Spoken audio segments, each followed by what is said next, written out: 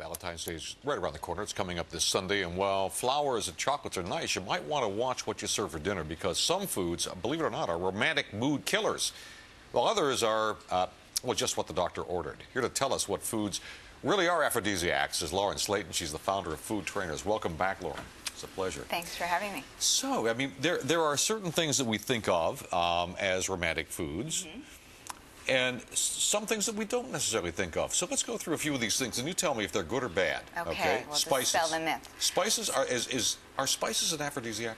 Certain spices are, and especially some of your, spicier spices. You have chili peppers here. They have something in them called capsaicin that actually increases our pulse rate and produces endorphins in our brain. Really? Yeah. What foods would have those in them? What typically would you prepare with those sorts of spices? Any of your curries, marinades, things of that nature. Certainly put them on the Valentine's Day menu. So Indians are really busy, are they? The curried food? Indeed, there's a lot of aphrodisiac history in India. Well, but you do see it with the spicy foods. Okay, now, we've all heard about oysters. There are many sayings about oysters. Yes. Are they an aphrodisiac? Well, I think they're probably the #1 alleged aphrodisiac. Right.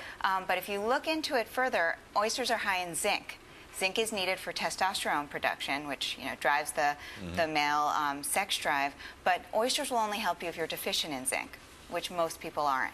So I would put that in the myth category. Really? Oysters are myth. So if somebody says I had 12 oysters and only 11 worked, they're either bragging falsely or they're under some sort of an illusion, right? Exactly. We can add it to the legend. Right.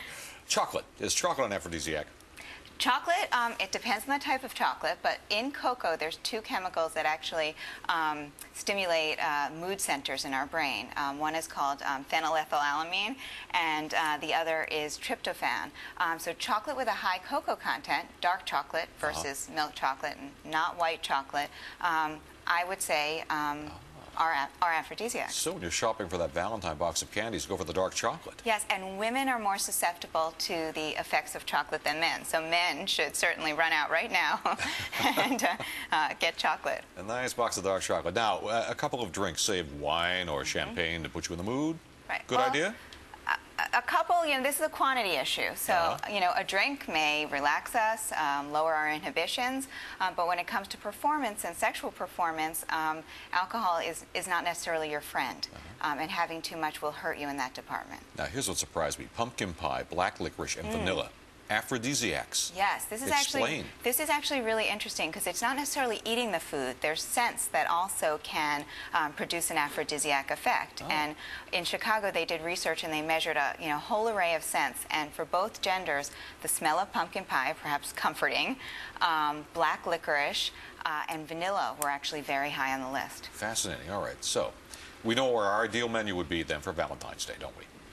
We have some ideas, Unusual, I hope. but yeah. Yes. Okay. Thank you, Lauren. Thank you for having me. Always a pleasure having you. That'll do it for New York Nightly News on New York Nonstop.